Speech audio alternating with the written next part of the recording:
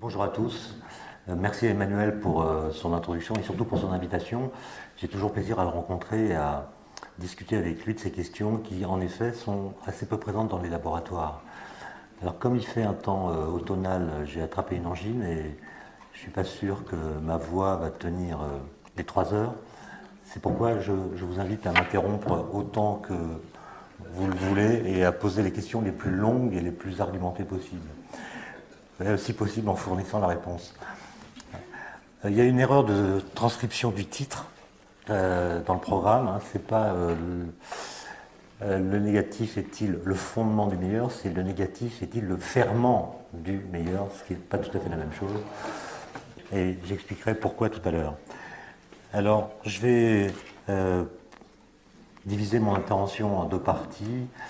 La première, ça sera une interrogation en fait assez naïve sur le lien entre science et valeur. Et puis dans un deuxième temps, je traiterai la question qui fait le titre de cet exposé, c'est-à-dire interroger l'histoire de la notion de progrès, son lien avec le bien, son lien avec le négatif, et je tenterai de définir une sorte de métrique par laquelle on pourrait tenter de mesurer la distance qui nous sépare de l'esprit des Lumières. On se réfère toujours aux Lumières, on se présente comme les héritiers des Lumières, mais ça veut dire quoi et quelle est la distance qui nous relie à cet esprit philosophique si particulier qui est l'esprit des Lumières. Alors donc je commence par interroger le lien entre science et valeur. Et pour ce faire, je vais vous citer un extrait d'une intervention, un peu comme celle-ci, dans le même cadre, enfin dans un cadre semblable, qu'Einstein a faite en 1939 à l'université de Princeton. Vous savez qu'il était là-bas en résidence. Et il avait été invité à prendre la parole dans un séminaire de théologie. Alors vous le verrez dans mon exposé, parfois je serai près de mes notes parce qu'il y a des citations que je souhaite vous livrer. Et à d'autres moments, j'improviserai davantage. Alors, je cite cet extrait de l'intervention d'Einstein. « Il est indéniable que les convictions ne peuvent trouver de confirmation plus sûre que celle qui provient de l'expérience et d'une pensée consciente claire. On doit sur ce point donner raison aux rationalistes extrêmes. Mais le point faible de cette conception est que les convictions indispensables pour agir et pour porter des jugements ne peuvent en aucun cas être obtenues par la seule voie scientifique. La méthode scientifique ne peut en effet rien nous apprendre d'autre que la bonne façon de saisir conceptuellement les faits dans leur détermination réciproque. Le désir d'atteindre à une connaissance objective fait partie des choses les plus sublimes dont l'homme soit capable. Mais, et c'est la conclusion d'Einstein, il n'existe aucun chemin qui conduise de la connaissance de ce qui est à celle de ce qui doit être. Bon. Je crois que fin de citation, je crois que c'est cette conclusion que les philosophes appellent le principe de Hume, c'est-à-dire la connaissance de ce qui est n'indique pas la connaissance de ce qui doit être. La physique nucléaire ne nous dit pas ce que nous devons faire de la physique nucléaire. Les mathématiques ne nous disent pas s'il est bien ou pas bien d'étudier les mathématiques.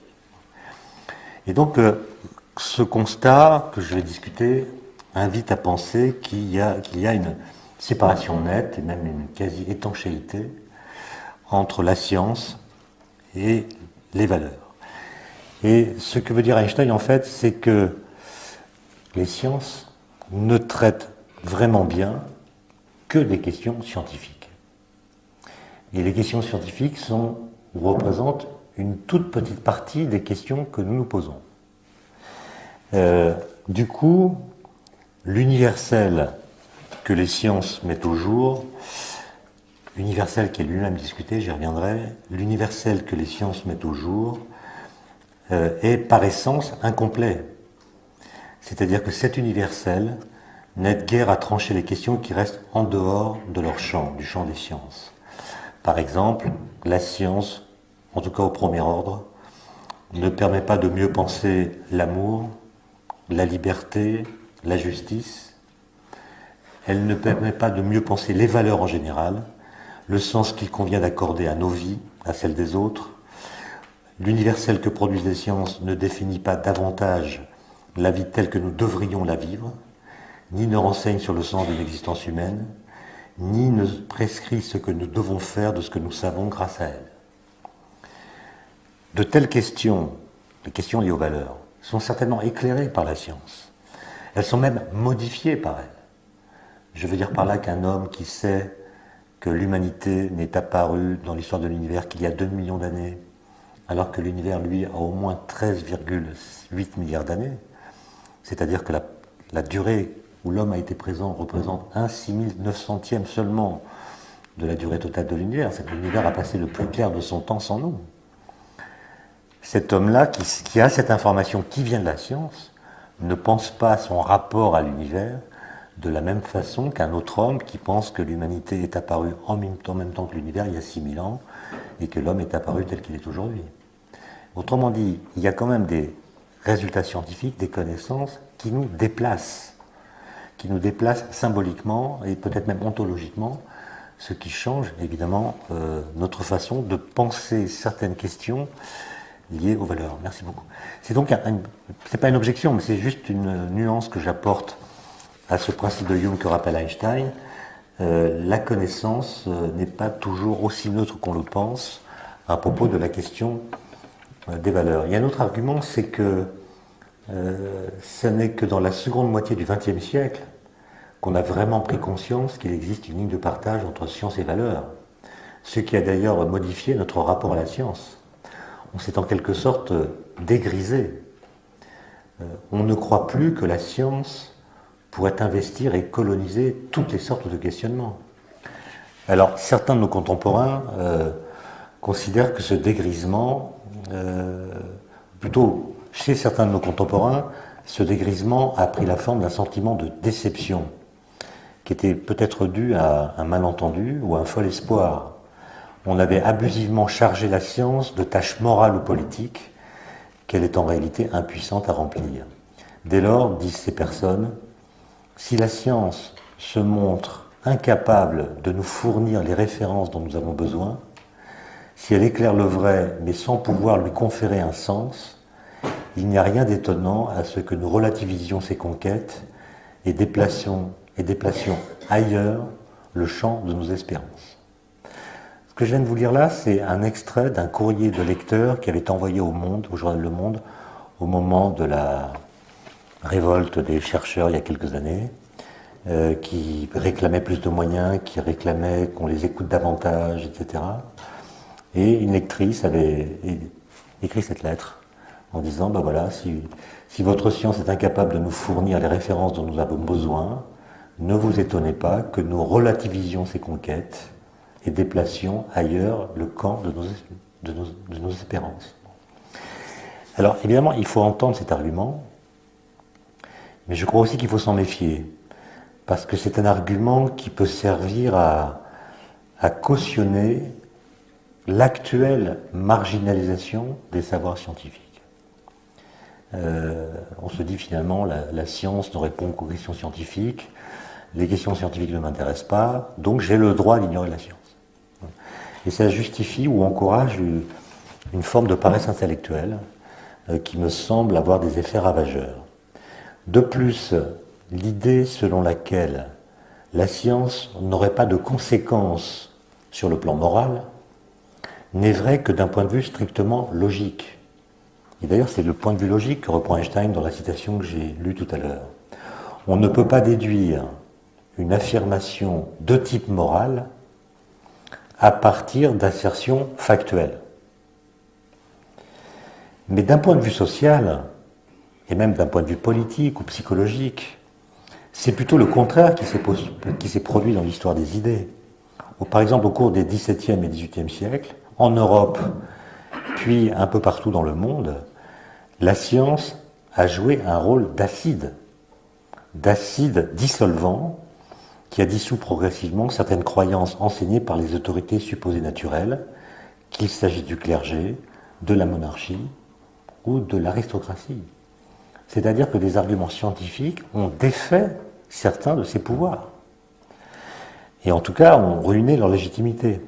Et donc, la science, on est bien d'accord, n'énonce pas ce que nous devons penser, mais à propos des choses ou des phénomènes qui relèvent de sa compétence, elle nous indique ce que nous ne pouvons plus croire, et aussi, bien sûr, comment agir sur certains phénomènes. La science dénonce des contre-vérités. Elle nous dit ce que nous ne pouvons plus croire, et c'est déjà pas mal. C'est même énorme, en fait. Surtout si on tient compte de ce qu'un philosophe que vous connaissez certainement, qui est Maurice Merleau-Ponty, appelait les découvertes philosophiques négatives en provenance de la science. Il parlait surtout de la physique, d'ailleurs. Il parlait des découvertes philosophiques négatives de la physique. Que voulait-il dire par là? Non pas que la science ou la physique avait suffi tellement de pouvoir qu'elle pouvait remplacer la philosophie, ou même répondre aux questions éthiques, mais qu'elle produit régulièrement des résultats expérimentaux, ou bien des résultats théoriques, qui viennent éclairer, modifier, jamais complètement trancher, mais viennent modifier l'ensemble des réponses philosophiques qu'on peut apporter à une question philosophique. Si vous prenez la question du temps, par exemple, qui pendant très longtemps a été considérée comme une question philosophique, tous les grands philosophes ont produit des systèmes à propos de l'espace et du temps, Aristote, Saint-Augustin, Kant, Husserl, Heidegger et beaucoup d'autres. Mais de temps en temps, il faut bien se demander si les systèmes qui sont ainsi produits à partir de réflexions philosophiques sont cohérents, compatibles ou pas avec la théorie de la relativité d'Einstein, par exemple, qui s'est quand même saisi de la question du temps d'une certaine façon, qui a prouvé son efficacité. Et donc si je compare par exemple ce que la théorie de la relativité m'invite à penser du temps à ce que Kant dit du temps, est-ce que ça se touche? Est-ce qu'on parle de la même chose? Est-ce que ça se contredit? Est-ce que l'efficacité de la relativité oblige à rénover la pensée de Kant? Voilà des questions qui sont vraiment intéressantes. Et assez peu traitées, à la vérité, puisque les physiciens ne s'intéressent pas vraiment aux philosophes, et les philosophes trouvent que la physique c'est trop compliqué. Mais si on faisait ce travail correctement, je pense que l'efficacité de la physique à partir d'une mathématisation du temps inviterait à réinterroger notre façon de penser le temps dans la vie courante et peut-être même à critiquer les expressions langagières que nous utilisons pour le dire. Mais comme ce travail n'est pas fait, on a l'impression qu'on a deux champs complètement séparés. Mais au fond, ils ne le sont pas tant que ça. C'est un effet d'optique.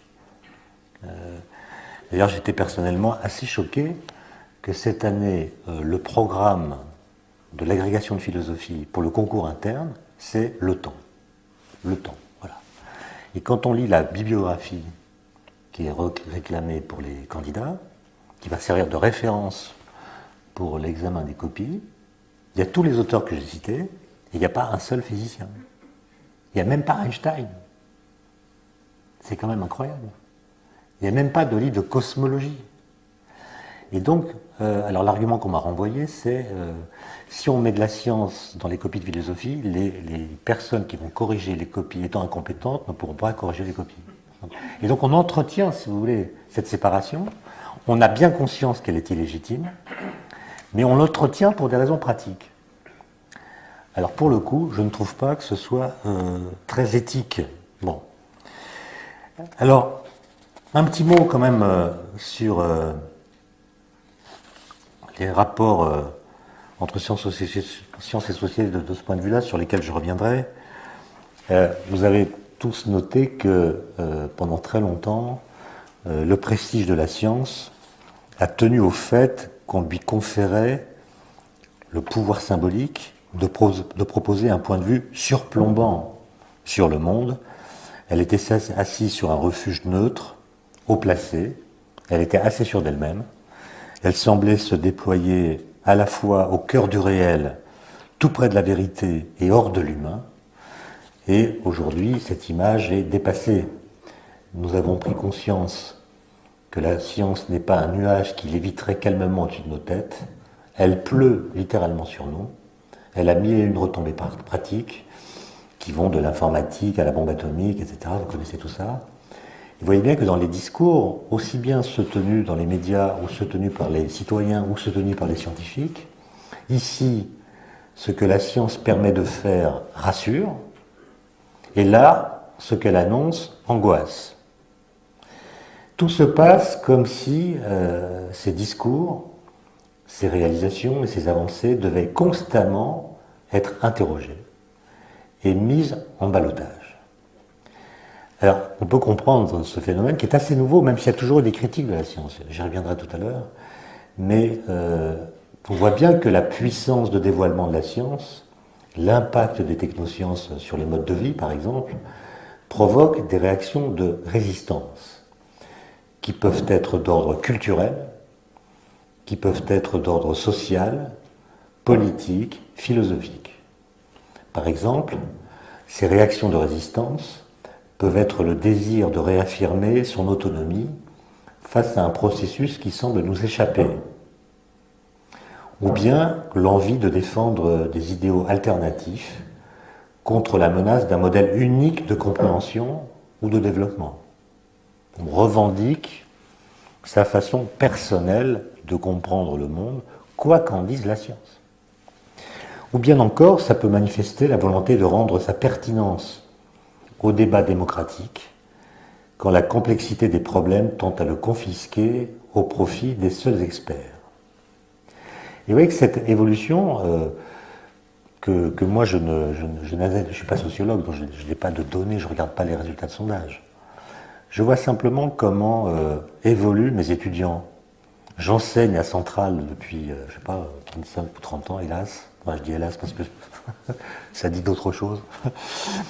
Et je vois bien que le rapport de ces jeunes qui ont été formés de la même façon à la science et à la technologie dont ils sont les porteurs en tout cas, ou aux yeux du public, ils incarnent ceux qui sont ou seront responsables de l'agir.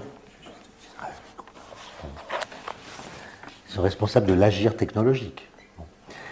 Et je vois qu'en 30 ans,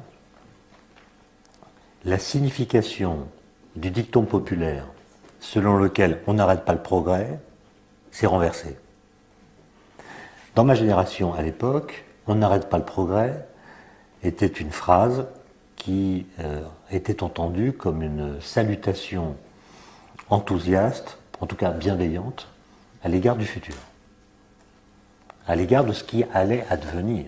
On n'arrête pas le progrès, ça voulait dire il serait moralement condamnable de prétendre vouloir l'arrêter.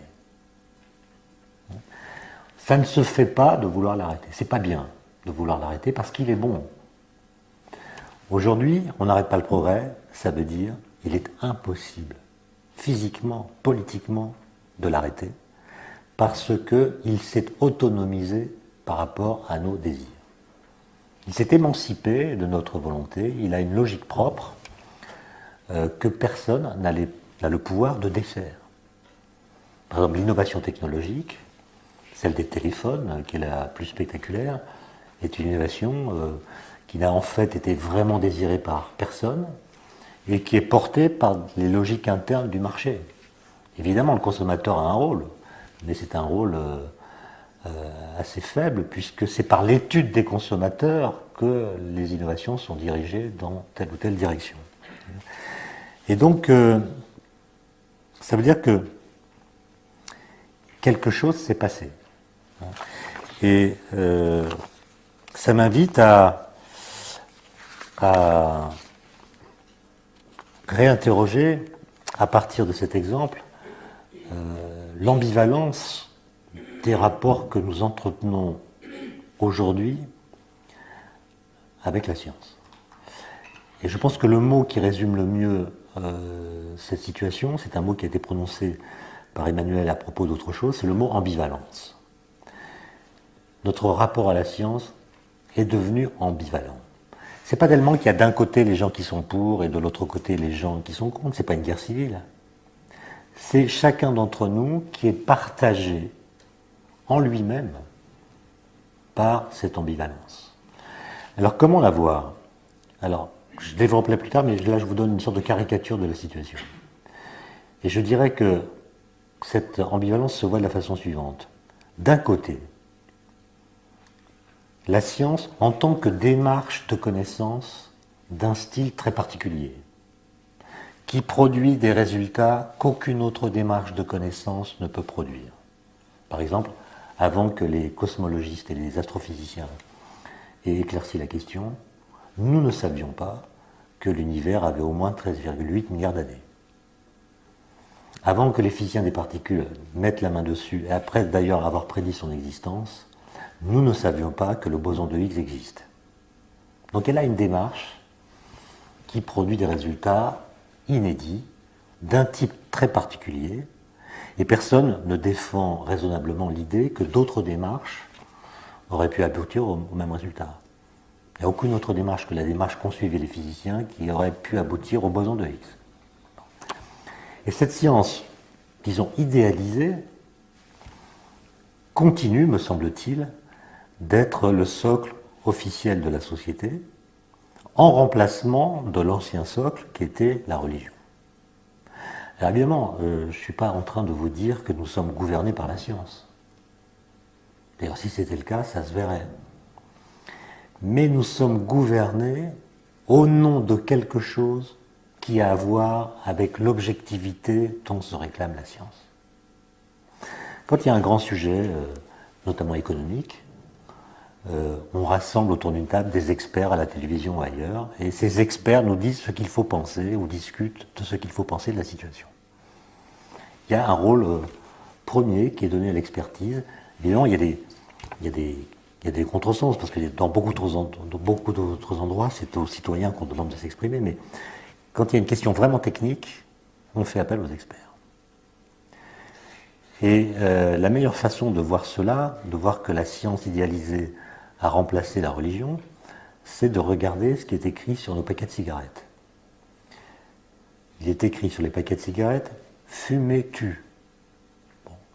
Je passe sur la schizophrénie de ce message qui fait qu'on vend aux gens un truc dont on leur dit qu'il va les tuer. C'est quand même un acte psychiquement problématique, à la fois pour le consommateur et pour le vendeur.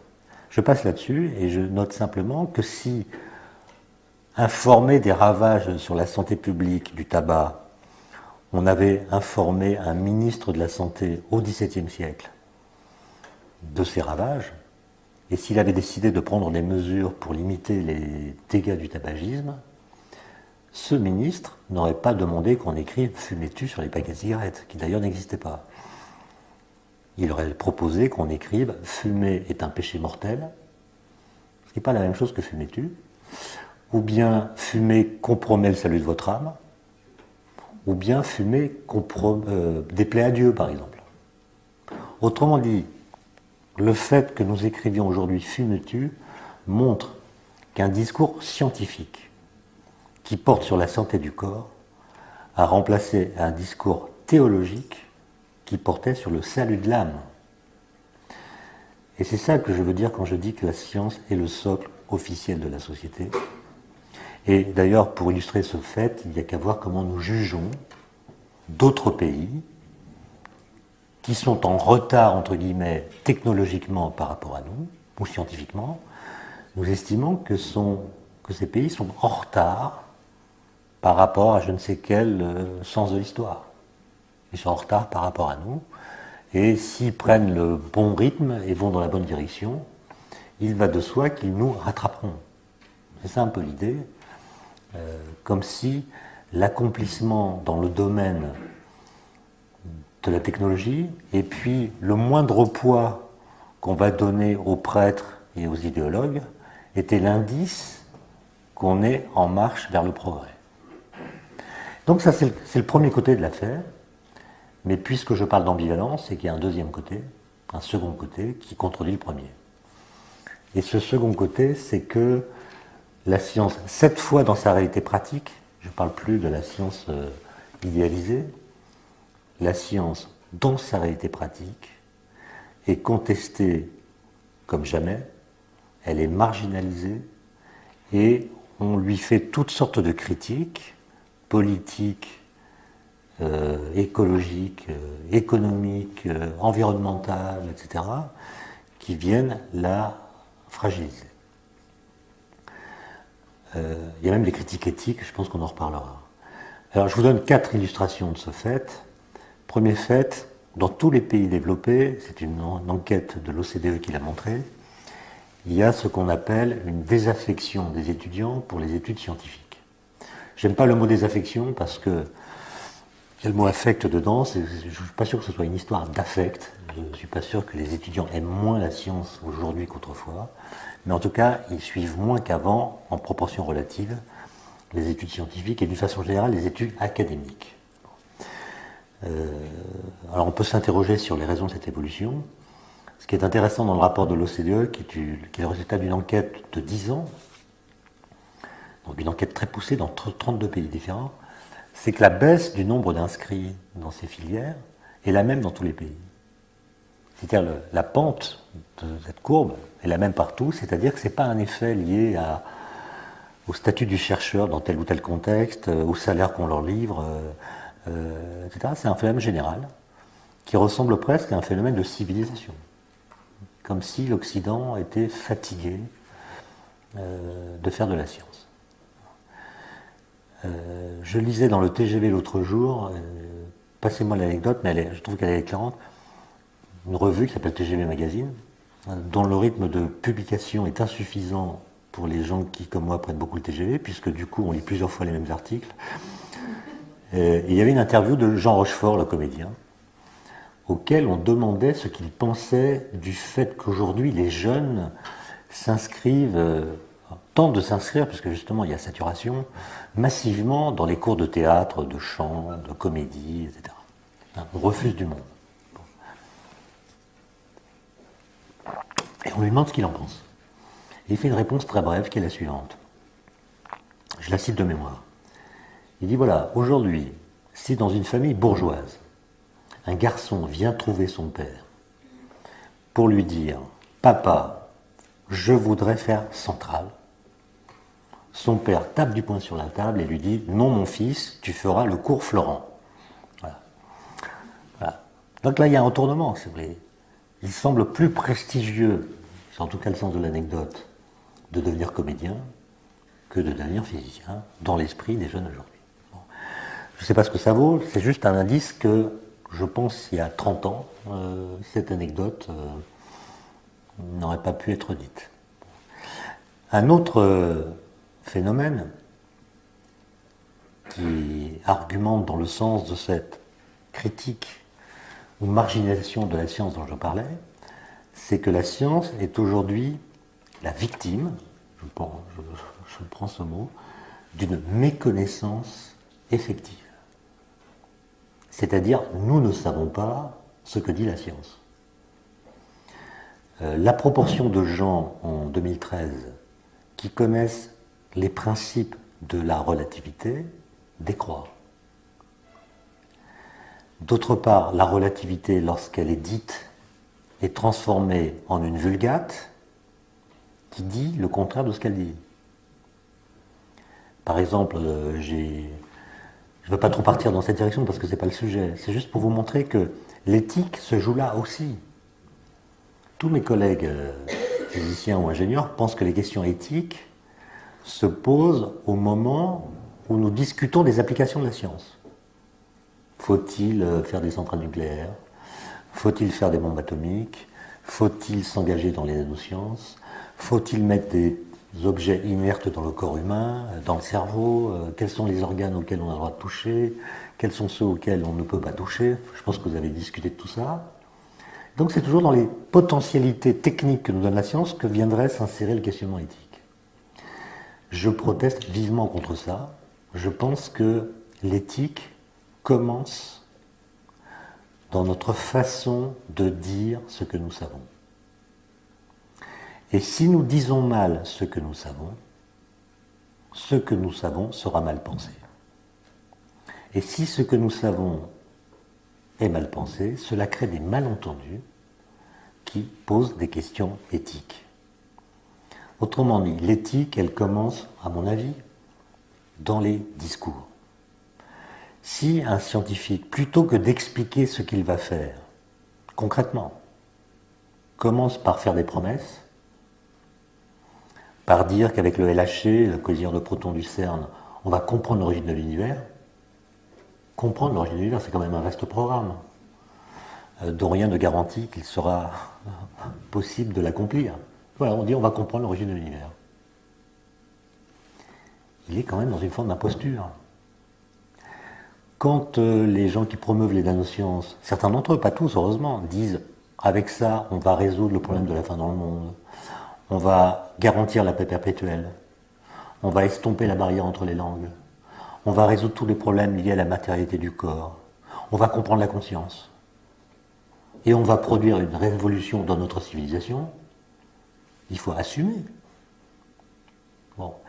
C'est ce qu'on appelle aux États-Unis le hype de hyper, c'est-à-dire un discours qui met la science dans un projet métaphysique. C'est-à-dire, au lieu de dire ce qu'on va faire, on enchâsse ce qu'on va faire dans un discours métaphysique. Ce qu'on fait au CERN, où je travaille parfois, c'est des choses qui sont très intéressantes à connaître, mais qui, il est vrai, sont compliquées à expliquer. Mais si on ne peut pas les expliquer, c'est pas tellement parce qu'elles sont très compliquées, c'est parce qu'on n'a jamais le temps de les expliquer. La découverte de boson X, qui remonte au 4 juillet dernier, a été commentée dans les médias par des phrases ou des discours de 2 minutes maximum. Et du coup, en 2 minutes, on ne dit rien d'intéressant. Et comme c'est une découverte vraiment fondamentale, qui correspond à une découverte philosophique négative de première importance, si pour nous, la connaissance avait une valeur, si le fait de savoir quelque chose avait une valeur, on aurait dû passer 15 jours à expliquer à tout le monde le boson de Higgs.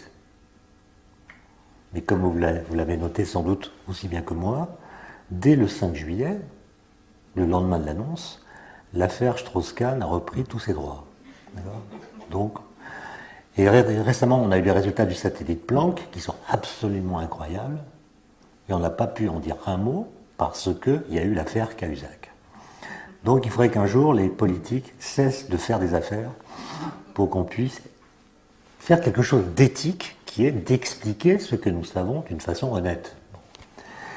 Et quand je disais que c'était une question éthique, c'est regarder par exemple ce qui est arrivé à la théorie de la relativité. Dans les livres de terminale de philosophie aujourd'hui, il y a un petit chapeau sur la relativité, un petit paragraphe. Il y en a un peu plus long dans le grand polycopier qui est censé préparer les candidats à l'ENA à l'oral, au grand oral, dans lequel ils peuvent être a priori interrogés sur n'importe quel sujet, donc pourquoi pas sur la relativité. Il y a un petit truc qui dit ceci. En théorie de la relativité, la vitesse d'écoulement du temps dépend de la vitesse de l'observateur dans l'espace. Phrase que sans doute vous avez entendue dans d'autres contextes. Voilà, je suis lycéen, j'ai 18 ans, 17 ans, je lis cette phrase. La vitesse d'écoulement du temps dépend de la vitesse de l'observateur dans l'espace. Bon, déjà, vitesse d'écoulement du temps, c'est quoi ce truc ? Vous êtes en terminale, vous savez qu'une vitesse, c'est une dérivée par rapport au temps. Donc la vitesse d'écoulement du temps, ça veut dire que le temps varie par rapport au temps. Le temps se déplace par rapport à lui-même. En fait, ça ne veut rien dire. Le concept de vitesse d'écoulement du temps ne veut rien dire. Ou alors, si vous voulez lui donner un sens, vous direz que le temps est cette chose qui avance de 24 heures toutes les 24 heures, et vous serez bien avancé. Donc déjà, dans la phrase, il y a un truc qui n'a aucun sens. On admet que ça a un sens qu'on ne connaît pas, il y a des gens très forts qui ont compris ce que ça veut dire, la vitesse du temps, mais bon. Mais on essaie de comprendre la phrase. Donc, je suis par exemple dans cet amphithéâtre, qui est mon référentiel, celui par rapport auquel je suis au repos, et dans ce référentiel, je lis un livre. Et à ma montre, je vois que pour le lire, il m'a fallu 2 heures. Après, on m'invite à monter dans une fusée qui va m'emporter loin d'ici à la moitié de la vitesse de la lumière, c'est-à-dire à 150 000 km par seconde. j'ai peur de m'ennuyer, donc j'emporte des livres. Et puis ma montre. Et dans la fusée, je vais lire un livre de même taille que celui que j'ai lu ici, et je vais chronométrer avec ma montre que j'ai emportée le temps qu'il m'a fallu pour le lire. La vitesse d'écoulement du temps dépend de la vitesse de l'observateur dans l'espace. Je comprends donc que dans ma fusée, il me faudra soit plus de temps, soit moins de temps pour lire un livre, puisque cette durée dépend de ma vitesse dans l'espace. Je me déplace dans l'espace. Bon, faites l'expérience. Et vous verrez que dans la fusée, il vous faudra 2 heures. Autrement dit, ce que dit la théorie de la relativité d'Einstein, qui est conforme à celle de Galilée sur ce point, c'est que le mouvement est comme rien. C'est une phrase de Galilée. Le mouvement est comme rien. C'est-à-dire, quand vous êtes en mouvement, tout se passe comme si vous n'étiez pas en mouvement, à condition que le mouvement soit rectiligne, uniforme. Vous avez remarqué d'ailleurs que c'est ce principe de relativité qui permet les voyages. Si les lois physiques dans un TGV en circulation n'étaient pas les mêmes que la cafétéria de la gare, vous ne pourriez pas boire un café au bar du TGV. Les lois physiques sont les mêmes dans un train qu'à la gare. C'est pourquoi on peut voyager. Et donc vous voyez que cette phrase contredit la relativité. Et c'est par elle qu'on résume la relativité. On en fait un relativisme.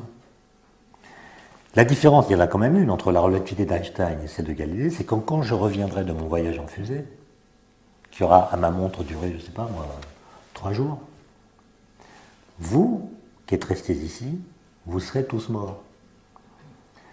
Ça ne voudra pas dire que j'ai vécu plus longtemps que vous. Moi, j'espère vivre 100 ans, et vous, vous aurez vécu 100 ans.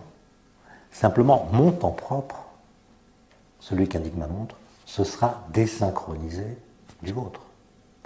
Autrement dit, ce que dit la relativité, c'est non pas qu'il y a un temps universel dont la vitesse d'écoulement dépend de la vitesse de l'observateur, un temps qui serait élastique.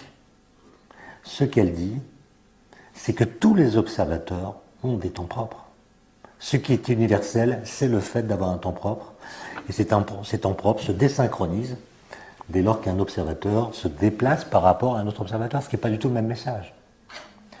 Et donc vous voyez comment cette vulgate, par laquelle on résume la relativité, et je passe sur l'autre vulgate qui est bien pire, qui est la relativité dit que tout est relatif, absurde, puisqu'au contraire, la théorie de la relativité nous dit ce qui ne change pas quand on change de référentiel, donc c'est une théorie de l'absolu.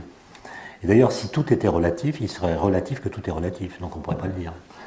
Donc vous voyez, je pense que l'éthique, ça commence là. C'est-à-dire, comment vous dites la relativité à des gens qui ne connaissent pas les équations de la physique? Parce que le langage naturel de la physique, ce sont les équations, donc on ne peut pas demander à tout le monde d'apprendre les équations, on ne peut pas quand même se faire une idée scolaire de la démocratie. Et donc il faut pouvoir dire ces choses avec un langage que tout le monde comprenne. Mais ce langage doit être respectueux de sa source. Je pourrais vous donner d'autres exemples venant de la physique quantique, etc., et vous montrer que toutes les vulgates par lesquelles on résume les grandes découvertes de la physique contredisent ces découvertes. C'est quand même grave. La relativité est devenue une caution scientifique du relativisme. La physique quantique est devenue une caution scientifique des limites de notre pouvoir de connaître, à cause d'une mauvaise présentation du principe d'incertitude de Heisenberg, etc., etc. Donc je veux pas trop en dire là-dessus, mais ça me semble un problème, cette méconnaissance dont je parle, cette méconnaissance effective de la science, le fait que, par exemple, ça a été mesuré par une étude récente du ministère de la Recherche, le nombre de Français qui pensent que la radioactivité est toujours artificielle augmente. Bon. Bizarre, alors qu'on fait de la pédagogie, il y a des sites web, des livres, jamais les chercheurs n'ont fait autant d'efforts pour vulgariser, pour expliquer, mais voilà. C'est comme si les croyances l'emportaient sur les connaissances. Bon. Enfin, il y a des critiques, disons, philosophiques, La plus importante, me semble-t-il, étant ce qu'on appelle le relativisme, justement. C'est-à-dire le fait de dire que la science est une construction sociale et qu'elle n'a pas un rapport à la vérité qui soit plus fort que celui des autres images de connaissance. Alors, évidemment, il y a toute forme de relativisme. Il y en a un qui est faible, un qui est fort. Mais disons, le relativisme faible me paraît incontestable. C'est-à-dire que, par exemple, la naissance des idées scientifiques doit beaucoup de choses au contexte de leur apparition. Par exemple, quand Einstein est à l'Office fédéral de la propriété intellectuelle à Berne en 1905, il se trouve qu'on lui donne, parce qu'il est un expert en électromagnétisme, on lui donne les brevets déposés par les ingénieurs qui essaient de synchroniser les horloges à distance par le moyen de l'électromagnétisme. Et Einstein voit ça et il comprend qu'il y a un problème avec l'interprétation de l'électromagnétisme qu'il va résoudre par la formulation de la théorie de la relativité restreinte. Et donc, si vous mettez Einstein ailleurs, ou à un autre moment, peut-être que la genèse de la relativité en serait changée. Donc ce contexte a joué. Mais certains sociologues des sciences disent que la relativité n'a jamais pu s'émanciper de ce contexte. Elle n'a jamais pu couper son cordon ombilical. Et ça, je pense que c'est profondément faux. C'est-à-dire que par la suite, la relativité a fait son chemin, elle a été testée de 1000 manières différentes, et aujourd'hui, elle est la théorie cadre de l'espace-temps pour décrire toutes les interactions. Et d'ailleurs, on la formule aujourd'hui différemment de ce que Einstein avait proposé en 1905. Et donc, je pense que cette théorie a une validité. Je ne dis pas qu'elle est vraie, mais elle a une validité qui s'est émancipée du contexte de son apparition. Et le fait de toujours la raccrocher à son origine me semble être une démarche abusive. D'autre part, si vous dites que toutes les découvertes scientifiques sont des constructions sociales qui ont été amenées parce qu'il était de l'intérêt de la communauté qui les apportait de les faire advenir, alors vous ne pouvez expliquer le fait que des appareils technologiques très sophistiqués fonctionnent que par l'invocation du miracle. Par exemple, vous constatez que les lasers fonctionnent. Bon. Alors vous allez dire, si vous êtes tenant de cette position, que les lasers fonctionnent parce que, par une multitude d'essais et d'erreurs, en bricolant, des gens ont fini par trouver le moyen de fabriquer de la lumière cohérente parce qu'ils voulaient fabriquer la lumière cohérente.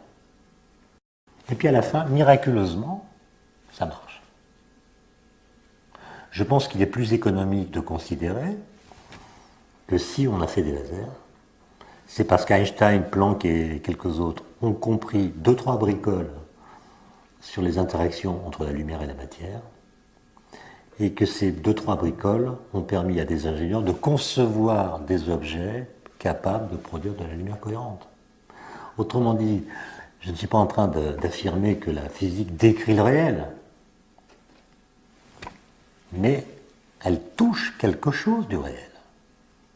Elle entre en contact avec lui d'une certaine façon, et c'est ce contact-là qui permet ensuite d'agir sur le réel en produisant des objets qui tiennent compte du fait que ce contact a eu lieu.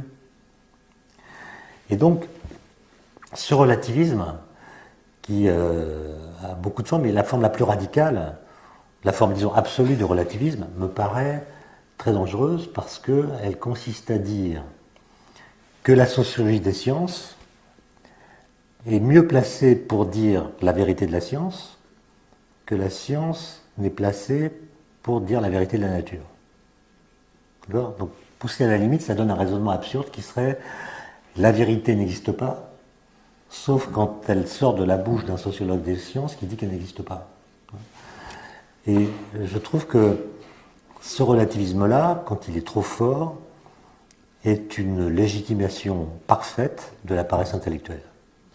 C'est-à-dire que vous pouvez juger de ce qu'il en est de la nature à partir de votre seule subjectivité, parfois même à partir de votre seul narcissisme, et ça vous dédouane de l'obligation d'avoir à apprendre deux ou trois choses sur la mécanique quantique, la physique des particules ou le boson de Higgs. Autrement dit, cette méconnaissance effective dans laquelle la science est aujourd'hui dans nos sociétés est peut-être le signe de la montée en puissance d'une forme d'individualisme ou de narcissisme. L'autre jour, je faisais un cours à Centrale, c'est une anecdote, mais je la trouve marrante. Je faisais un cours à Centrale sur la relativité, justement. Et je faisais le même calcul d'Einstein au tableau, un calcul de 1905, dans lequel il montre que la durée d'un phénomène dépend de la vitesse de l'observateur par rapport à ce phénomène. Ce qu'on appelle la dilatation des durées. À la fin de la démonstration, un élève demande la parole et me dit, dit à tout le monde, monsieur, je ne suis pas d'accord avec Einstein. Bon. J'étais content, j'avais un élève qui avait un esprit critique, etc. Et je lui demande d'argumenter. Je m'attendais à ce qu'il me parle de Poincaré, qui restitue les terres luminifères, enfin, qu'il argumente, quoi. Qu'il argumente à partir d'arguments qui viennent de la physique. Et le gars nous dit, monsieur, je ne crois pas à la dilatation des durées parce que je ne la sens pas. Autrement dit, ce jeune homme, qui est rentré à la Centrale, pensait que son ressenti, sa subjectivité, avait un pouvoir suffisamment grand pour être capable de discréditer ce qu'un siècle d'objectivation avait permis d'étayer. Et vous voyez, c'est ça, là. Si ce que je pense du temps et de l'espace relève seulement de mes propres considérations, pire, de mes seules sensations, pourquoi j'irais me fatiguer à apprendre la théorie de la relativité? Il fait beau dehors, j'ai mieux à faire.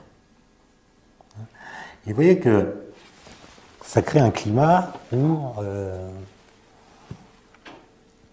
où la science est plus difficilement transmissible par le fait qu'elle est perçue comme un mode de connaissance comme les autres. D'où le risque que nous choisissions comme vecteur de nos connaissances celui qui nous mène aux connaissances qui nous font le plus plaisir. On dit qu'on aime la vérité, mais en fait on déclare vrai les idées qu'on aime. Et vous avez bien vu au moment de la controverse sur le changement climatique, nous avons vu se développer toutes sortes d'arguments par lesquels nous étions invités à ne pas croire ce que nous savions. C'est-à-dire à instiller une forme de doute qui nous permet de ne pas croire ce que les scientifiques ont démontré. On vous donne carte blanche, vous croyez ce que vous voulez. Il y a des doutes. La science, c'est le doute. Ah oui, oui, en effet, le matin, je me demande s'il ne pourrait pas être vrai, en définitive, que la Terre est plate. J'ai le droit de douter, la Terre est plate, oui. On a démontré qu'elle était ronde, mais bon, c'était l'effet d'un groupe, peut-être même d'un complot, qui nous a fait croire que c'était ainsi, mais en réalité, j'ai le droit de penser qu'elle est plate. Bon, je prends des exemples caricaturaux, mais regardez, enfin c'est trop tard parce que c'était le magazine de la semaine dernière, mais la semaine dernière sur les kiosques, à Paris, dans toute la France, il y avait un magazine hebdomadaire lié à un grand quotidien que je ne citerai pas, et sur la couverture, il était écrit « Climat, : le réchauffement, c'est pour quand ?» Climat, : le réchauffement, c'est pour quand? C'est exactement ce que je suis en train de vous dire. C'est-à-dire, il y a eu un mois de mai météorologiquement pourri, des températures plus basses que d'habitude, très peu d'ensoleillement, et donc, il fait de plus en plus froid. Donc, les climatologues qui nous disent que le climat change, et qu'il va peut-être se réchauffer, nous mentent. Donc, le message subliminal, c'est que les scientifiques nous trompent. Et c'est donc un message climato-sceptique. Mais vous voyez que l'argument qui est utilisé,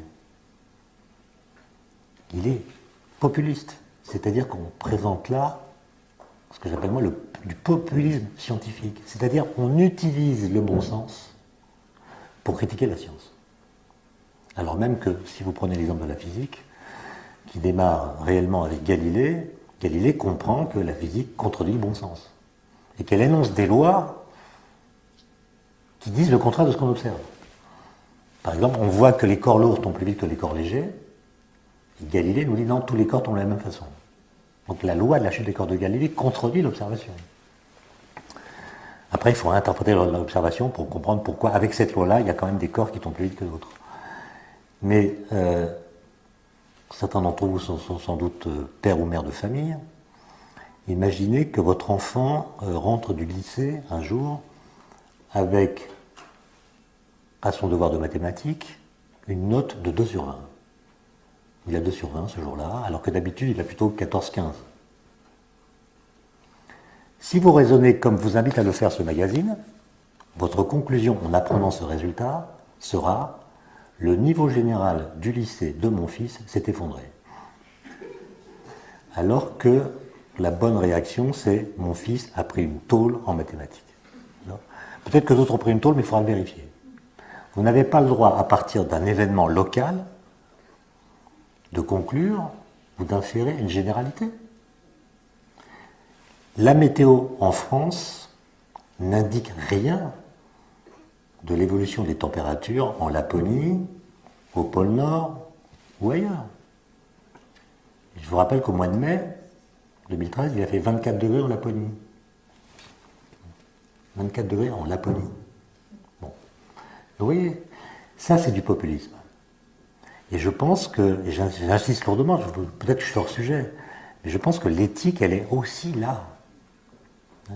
Et je m'étonne qu'il y ait une telle tolérance de nos sociétés à l'égard de ce que j'appelle moi des dérapages éthiques.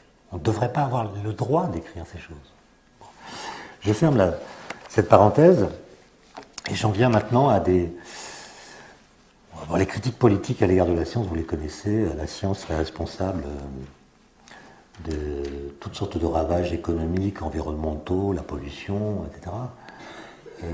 Mais si vous voulez, ça crée l'ambivalence dont je parle, qui fait que aujourd'hui, toutes les évolutions ou les innovations sont jugées à l'aune de toutes sortes de valeurs qui ne sont pas compatibles entre elles. Vous prenez par exemple l'exemple d'un savon. Produire un savon aujourd'hui, c'est beaucoup plus compliqué qu'avant. Avant, on demandait au savon d'avoir le pouvoir de laver les corps humains et d'être pas trop cher. Aujourd'hui, c'est plus compliqué. Il faut qu'il lave un peu, il faut qu'il exhale une odeur magnifique, il faut qu'il rajeunisse les cellules, il faut qu'il soit compatible avec le développement durable, etc., etc. Mais rien n'indique que les différentes exigences qu'on lui fait porter, ou qu'on lui demande de satisfaire, soient compatibles entre elles. Vous voyez, déjà pour le savon, il y a un problème. Alors pour une centrale nucléaire, vous imaginez. Et je parlerai tout à l'heure du débat sur les pesticides, auquel j'ai pu assister, et qui est intéressant. Alors pour finir quand même avec cette histoire de la vérité, je vous invite à lire un ouvrage qui est paru chez Gallimard, qui est la traduction d'un livre anglais écrit par un philosophe qui s'appelle Bernard Williams, qui s'appelle Véracité et vérité, dans lequel il montre que nos sociétés sont parcourues par 2 courants de pensée qui normalement devraient s'annuler l'un l'autre, ou en tout cas s'affaiblir mutuellement, mais qui en pratique se confortent, s'alimentent l'un l'autre. Alors le premier courant de pensée, c'est ce qu'il appelle le désir de véracité. Nos sociétés ne veulent pas être dupes. Et ce désir de véracité est parfaitement légitime en démocratie. C'est-à-dire qu'on a l'impression que quand un discours officiel est tenu, on va être sûr que derrière lui, il n'y a pas des arguments qui nous sont cachés, qui portent cette collectivité qui parle à dire ce qu'elle dit. Et donc on ne veut pas être trompé, et donc on est soupçonneux, et quand trop de personnes se mettent à dire la même chose, on se demande si elles n'ont pas intérêt à dire cette chose-là. Alors parfois ça donne la théorie du complot, hein. C'est-à-dire, il y a consensus, donc il y a complot. J'étais aux États-Unis il n'y a pas longtemps et j'ai vu un site web intéressant où des gens expliquent, je crois qu'ils viennent des milieux créationnistes, mais je n'ai pas pu en avoir la preuve. Là, des gens expliquent que la théorie de la relativité s'est imposée par un complot franco-allemand. Il y a eu un complot. Bon. Un complot qui a fait croire que la théorie de la relativité était bonne. Et alors, ce site web propose 30 arguments démontrant que la théorie de la relativité était fausse. 30, c'est beaucoup, hein. Un suffit. Un bon argument suffit. Là, il y en a 30, que je n'ai pas tous retenus, mais je pourrais vous donner l'adresse du site web. Mais ce qui m'a amusé, c'est que le quatrième argument est le suivant. Quatrième, je pense, en importance, c'est il a été scientifiquement démontré, ce qui est une phrase curieuse quand on vient attaquer la théorie de la relativité, il a été scientifiquement démontré que les personnes qui étudient la théorie de la relativité lisent moins la Bible que les autres. Vous voyez comment la confusion des valeurs, la concurrence des valeurs vient entremêler toutes sortes d'arguments qui n'ont rien à voir les uns avec les autres. Et je reviens à Williams, il dit que le deuxième courant de pensée, c'est le déni de la vérité. Alors normalement le désir de véracité devrait alimenter et même être dirigé par le désir de vérité. On est soupçonneux parce qu'à la fin, on veut connaître la vérité. Mais ce que démontre Williams, à partir d'études de cas intéressantes, c'est que le désir de véracité enclenche dans la société un processus critique généralisé qui vient défaire l'assurance qu'il y aurait des vérités assurées. Et donc, c'est l'idée même de vérité qui est perdue dans l'affaire. Quand on a une vérité, on pense qu'elle est culturelle seulement, qu'elle est contextuelle, qu'elle est relative. D'ailleurs, la vérité a comme anagramme relative. C'est rigolo. Ouais. Et vous voyez bien qu'on est un peu dans ce climat-là. Les scientifiques ne parlent plus de vérité, ils ont raison, puisque... mais quand même, il y a une efficacité opératoire qui est celle dont j'ai parlé, qui me semble devoir être interrogée pour elle-même. Le fait que le boson de Higgs, on a détecté après 48 ans de recherche, il a exactement les propriétés qu'on avait calculées. Je ne sais pas si vous vous rendez compte de ça, c'est une particule qui correspond à ce qu'on appelle un champ scalaire. On n'avait jamais vu de particules décrites par des champs scalaires, donc c'est un nouvel objet physique. Et il a exactement les propriétés qu'on a calculées. Rien n'a été changé dans les équations.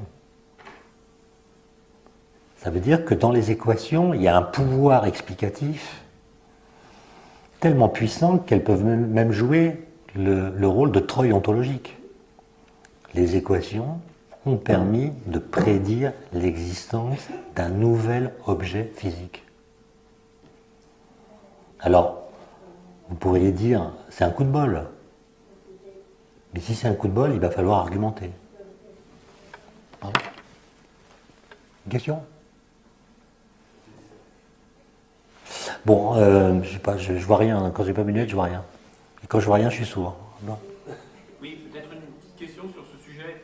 Vous avez dit nouvel objet physique. L'objet n'est pas nouveau, c'est l'objet physique au sens de la discipline scientifique. Non, non. L'objet existait déjà avant. Ah oui, bien sûr. D'accord. Non. On l'a pas fait apparaître. On l'a pas fait apparaître, mais on a montré qu'il était là. D'accord. Et d'autre part, quand vous dites que le boson de Higgs a exactement les propriétés qu'on avait calculées, il me semble, mais je peux me tromper, qu'en fait il y avait plusieurs modes de calcul, et puis voilà, donc il y avait peut-être celles qu'on avait calculées pas longtemps avant, mais je pense qu'il y a 10 ans, quand on faisait des calculs. Non. Disons, la théorie ne donnait pas la masse, donc la masse elle a été mesurée, elle n'a pas été déduite des équations. Par contre, quand on a fait l'annonce, on ne savait pas le spin de la particule, on ne savait pas si c'est 0 ou 2. Donc on a dit, c'est une particule qui ressemble, mais on n'a pas dit c'est lui. Et puis après 6 mois d'analyse, au mois de mars, il y a la grande conférence de Morion, et là, il a été officiellement proclamé que les mesures permettaient de dire que le spin c'était 0, etc. Donc c'est un long travail. Alors, je reviens maintenant à l'éthique et à la question de la responsabilité. Il y a un philosophe que sans doute vous aimez autant que je l'aime, qui est Wittgenstein, même s'il est parfois obscur, mais il a l'art de poser les bonnes questions, en tout cas de dénoncer les mauvaises réponses, et il explique que si l'on prenait le mot éthique tout à fait au sérieux,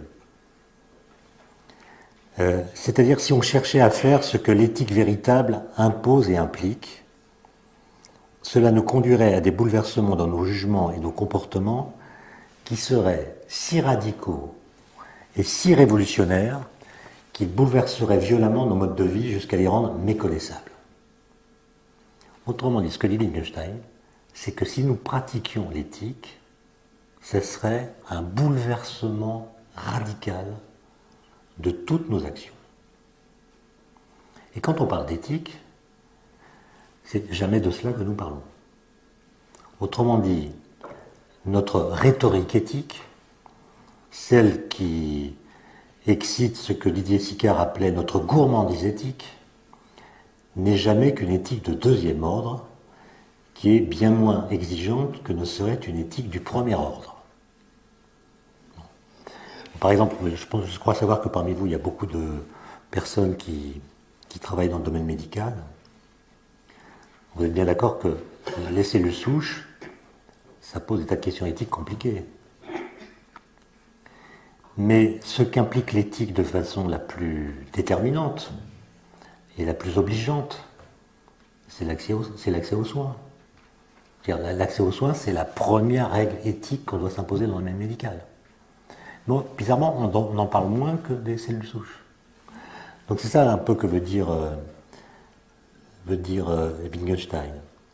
Et pour continuer dans cette question de la responsabilité, je voudrais vous lire un petit extrait, ou les premières lignes en fait, d'une conférence que Bachelard a donnée à Genève le 3 septembre 1952, donc 7 ans après les bombes atomiques, et dans laquelle il ne parle pas des bombes atomiques. C'est assez étonnant. Sur la responsabilité des scientifiques.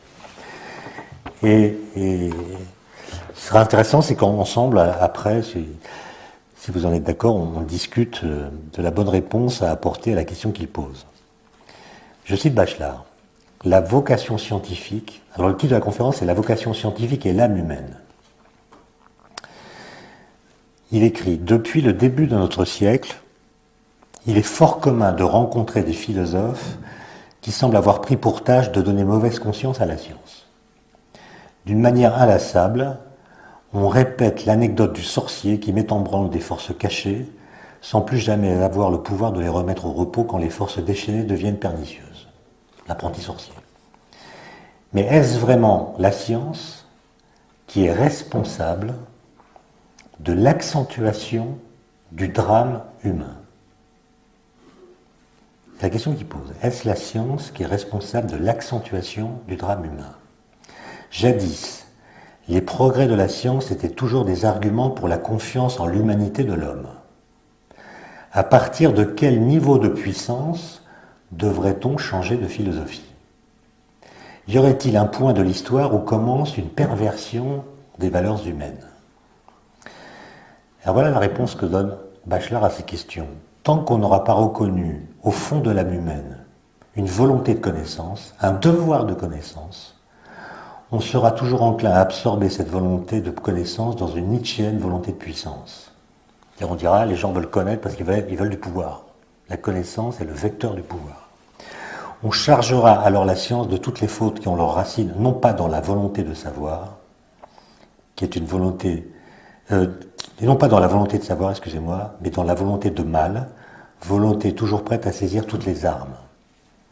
Les sociologues nous ont signalé des coutumes juridiques où le couteau portait la responsabilité du crime. N'est-ce pas par un jugement similaire qu'on prétend donner une responsabilité à la science touchant l'énorme cruauté des âmes humaines? Non, répond Bachelard, l'opprobre ne revient pas à la science. L'examen de conscience de l'humanité ne doit pas incriminer les moyens. Cet examen de conscience doit viser directement la volonté de puissance. C'est faire dévier le problème que de rendre la science responsable des perversions des valeurs humaines. Autrement dit, s'il y a du mal, c'est pas parce que la science nous donne le pouvoir de faire du mal, c'est parce que l'âme humaine est habitée par cette soif de pouvoir et peut-être même par cette soif de faire le mal. Et donc la question qu'on pourrait discuter, c'est est-ce qu'on a toujours le droit de considérer, comme le fait Bachelard, un peu plus loin dans ce texte, que la science demeure un humanisme. L'accroissement de notre puissance, dû pour l'essentiel à la science et à la technologie, augmente-t-il ou non la gravité de notre destin? Alors, en fait, il y a deux façons de répondre à la question. Il y a la façon de Bachelard qui dit via le marteau c'est un objet technologique, il permet de planter des clous, ce qui est bien, il permet d'assommer le voisin. Bon, et c'est finalement celui qui a le marteau qui décide de l'usage qu'il fera de cet objet. L'objet est neutre, son usage ne l'est pas. C'est un argument qui est souvent repris, évidemment, mais vous voyez que quand vous vous intéressez à des objets un peu plus orientés que le marteau, comme la chaise électrique, la réponse est plus délicate.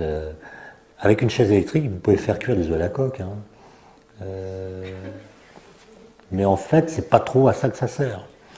C'est-à-dire que dans l'objet même s'inscrit une finalité qui est d'électrocuter des gens. Donc ça, c'est la première réserve qu'on peut adresser à Bachelard.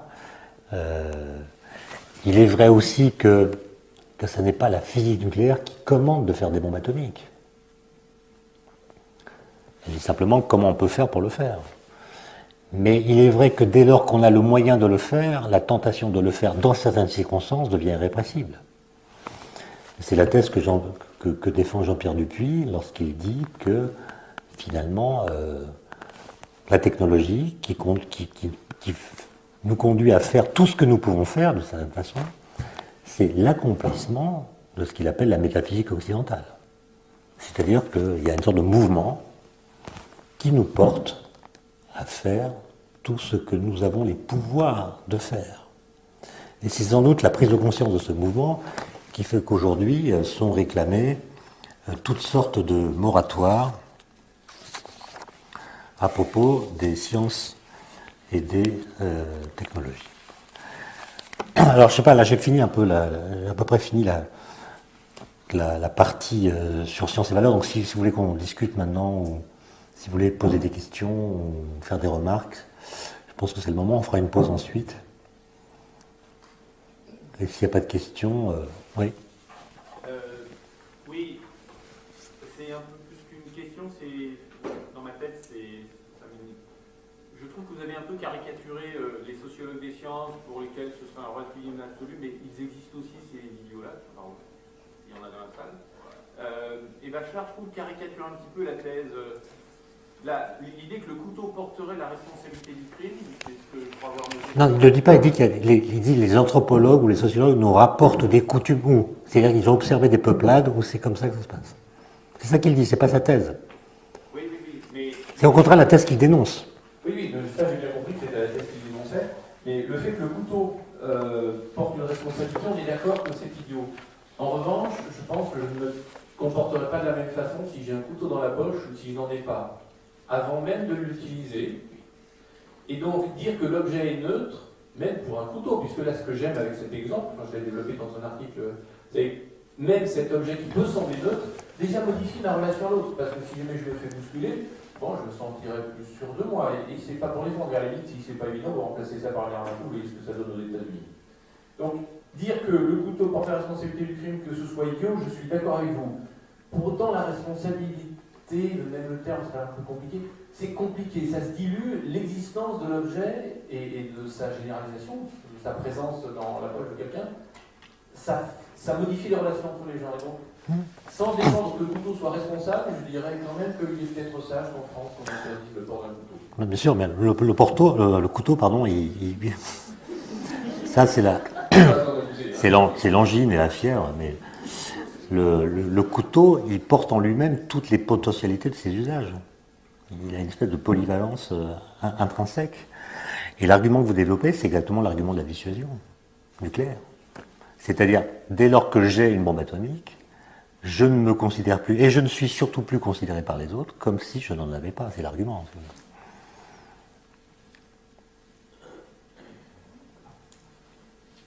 La dissuasion, c'est retenez-vous. C'est pas retenez-moi où je fais un malheur, c'est retenez-vous où je fais un malheur.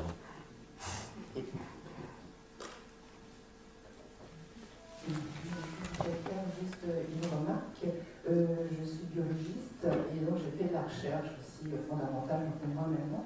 Mais quand je faisais de la recherche, en fait, l'objectif, ce qui motive en fait la recherche, je trouve, c'est un plaisir à découvrir la nature, à chercher, à comprendre les mécanismes. Je ne sais pas si le scientifique au départ il pense vraiment aux conséquences, il est plutôt dans c'est comme un jeu, quoi. Mais c'est ce que dit Bachelard, que le désir de la connaissance, il est premier par rapport à tout ce qui s'ensuit. Le premier but, c'est de comprendre. Mais c'est ambigu, on connaît toutes sortes de chercheurs et leur rapport à ce qu'ils font est très divers. Parce que là, il n'a pas vraiment de responsabilité quand il agit ainsi. Non, mais vous voyez bien qu'aujourd'hui, on est plutôt incité à innover, à produire de la technologie. Et si vraiment c'était le fait que nous connaissions qui était la valeur suprême, les explications qu'on nous aurait réclamées à propos du boson de Higgs auraient été beaucoup plus riches. Moi, le jour de la découverte, j'ai eu, je sais pas, 25 appels de journalistes. Et sur les 25, il y en a à peu près la moitié qui m'ont demandé « Alors, il paraît que vous avez découvert la particule de Dieu », qui était le surnom de la particule de Higgs. Surnom donné par les Américains à l'issue d'une anecdote assez curieuse. Un physicien qui s'appelle Lederman, prix Nobel, avait voulu convaincre Ronald Reagan de construire un collisionneur pour découvrir le boson de Higgs. Et le titre qu'il a donné à son livre, c'était « The Goddamn Particle », cette sacrée particule. Et l'éditeur a enlevé le dame. Mais The God Particle. Ouais, c'est comme ça que c'est parti. Si je peux faire une deuxième remarque, là, lorsque effectivement il y a comme ça où on mélange un peu la métaphysique avec la science, c'est quand même là une brèche qui est vraiment ouverte pour tout ce qui est manipulation, secte. On voit quand même que là il y a vraiment l'éthique. Il y a un rôle là pour une réflexion éthique. Oui, absolument. Je suis d'accord avec vous là-dessus. Quand on a une croyance, on est beaucoup plus mobilisé que quand on a une connaissance. Et les gens qui, par exemple, Internet, il y avait une conférence donnée hier par Gérald Bronner, pas loin d'ici, et Gérald Bronner expliquait que sur le net, les croyances dominent les connaissances. Les gens qui ont des croyances les répandent partout parce qu'ils n'ont que ça à faire. Nous, on ne va pas passer nos journées à expliquer pourquoi la théorie de la relativité est la bonne théorie. Mais les gens qui pensent que la théorie de la relativité est fausse, ils passent leur vie à inonder le net d'arguments de cette sorte. Et vous avez bien vu, pendant la controverse sur le climat, la fausse controverse sur le climat, les climato-sceptiques étaient très peu nombreux, mais ils avaient un temps fou et ils réagissaient à chaque fois qu'une publication venait expliquer les thèses du GIEC. Et ça crée un déséquilibre dans le poids des représentations qui a un effet évident sur l'opinion. Question, on vient de poser on était dans le registre des valeurs. Est-ce qu'on peut considérer par exemple que les avancées scientifiques en termes d'acquis sur le déchiffrage des états du réel nous donneraient plus de liberté? C'est-à-dire on a abordé souvent d'un point de vue moral la question de la responsabilité. Est-ce que le fait de savoir, d'en connaître davantage, déjà aussi de savoir ce qu'on ne connaît pas, donne plus de liberté? Mais je ne pense pas qu'on puisse donner à la connaissance comme objectif final de nous rendre libres. En revanche, et ça rejoint peut-être cette proposition, elle doit nous désaliéner de nos erreurs. Si le fait de croire des choses fausses est une forme d'aliénation, alors la connaissance amène vers plus de liberté. Et simplement, les connaissances auxquelles nous avons accès aujourd'hui sont, je l'ai dit, très très difficiles à expliquer. Et je pense que le public nous met, nous chercheurs, dans une situation complètement schizophrène. C'est-à-dire que lorsque nous faisons des découvertes qui n'ont pas d'application, nous sommes accusés d'être les danseuses de la République. Et lorsque nous faisons des découvertes qui ont de très nombreuses applications, nous sommes accusé d'être le bras armé du capitalisme et de fabriquer de nouveaux produits qui vont être la source de nouveaux risques. Et ça se passe au plus haut niveau de l'État, ça. Quand il y a eu la découverte du boson de Higgs, vous avez remarqué que les hommes politiques n'ont absolument pas réagi, pas un commentaire, alors que c'est quand même un triomphe de la science européenne, bon, je passe là-dessus. Simplement, le 20 juillet, il y a eu un article dans Le Monde d'un très vieux monsieur qui a 105 ans, et qui était l'ambassadeur de France au CERN, au moment de la création du CERN dans les années 50. Monsieur de Montrose. Il a écrit un article assez court, dans lequel, avec un enthousiasme de jeune homme, il dit que la découverte du boson de Higgs aura peut-être autant d'applications que la découverte de l'électricité. C'est pas rien. Bon. Du coup, le Premier ministre qui lit cet article se dit, tiens, au CERN, ils ont fait une découverte qui va nous rapporter des points de croissance. Donc j'y vais. Alors, il va au CERN, on est rassemblé en catastrophe pour l'accueillir, on lui fait visiter les détecteurs, il est très impressionné, mais il comprend assez vite que le boson de Higgs a une durée de vie de 10 puissance moins 23 secondes, que c'est pas avec lui qu'on va faire de nouveaux médicaments, que l'énergie qu'il faut dépenser pour en produire un est colossale, que ça ne va donc pas une source d'énergie, etc. Bon, bref, il comprend que c'est une découverte fondamentale, mais qui ne sert à rien. Donc, il est troublé, et on aurait pu lui mentir. On aurait pu dire, par exemple, Monsieur le Premier ministre, on vient de comprendre d'où vient que les particules élémentaires ont une masse non nulle. Autrement dit, si le boson n'existait pas, les particules élémentaires n'auraient pas de masse. On a compris le mécanisme d'engendrement de la masse des particules élémentaires. On ne peut donc pas exclure que bientôt, un ingénieur génial va fabriquer une machine qui va permettre de réduire la masse corporelle des gens et ainsi résoudre un problème de santé publique qui s'appelle l'obésité. Et je pense d'ailleurs qu'on aurait été cru. On aurait fait là une promesse. On aurait fait là une promesse qui n'engage que ceux qui la croient. Parce qu'en fait, on ne peut pas l'exclure complètement. Bon, voilà. Moi, je pense que la question de la liberté, c'est une question métaphysique. Et donc, le fait de comprendre d'où vient que les particules élémentaires ont une masse, est-ce que ça nous rend plus libres ou pas? Je ne vois pas le lien direct. En revanche, ça vient défaire une association métaphysique qui parcourt toute l'histoire de la philosophie. On nous explique depuis toujours qu'entre la notion de masse et la notion de matière, il y a un lien consubstantiel. On ne voit pas très bien ce que serait une particule de matière qui n'aurait pas de masse. Et on ne voit pas non plus très bien ce que serait de la masse qui ne serait pas incarnée en particules. Donc pour nous, matière et masse, c'est le même truc. Les particules, pensait-on avant, possèdent en propre leur masse. La masse est une propriété qui leur est intrinsèque. Et ce qu'on vient de comprendre, c'est que c'est faux. Les particules élémentaires n'ont pas de masse, mais elles sont freinées dans leur mouvement dans le vide. Elles interagissent avec le vide, et c'est ce frein provoqué par le vide, qui n'est pas vide du coup, qui crée l'impression que nous avons qu'elles ont une masse. Et donc la masse est une propriété secondaire des particules. Je ne sais pas si ça nous rend libres, mais ça nous rend intelligents. Enfin, on a compris un truc. Et c'est un truc qui n'est pas si compliqué à expliquer, dès lors qu'on a un peu de temps. Et en plus, ça permettrait, dans les cours de collège ou de lycée, de faire une discussion entre le professeur de physique et le professeur de philosophie sur le lien entre substance et matière, etc. Ça pourrait donner des discussions absolument passionnantes qui permettraient, disons, un éveil de l'esprit.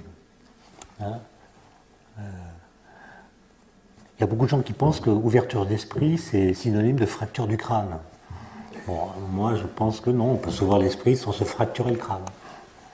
De poser la question de la liberté par rapport, et on le voit à travers les interventions depuis avant-hier, par rapport à la complexité. C'est-à-dire comment décider dans ce contexte. Et qu'en sera-t-il aussi de la démocratie? Parce que finalement, on le voit, à travers le discours, il faut savoir aboutit qui est comme très singulier, très spécifique, qui relève de tout un apprentissage, un tout ensemble de capacités que tout le monde ne partage pas. À un moment donné, il faut savoir un impact sur la vie sociale, sur la vie démocratique, comment on décide en complète.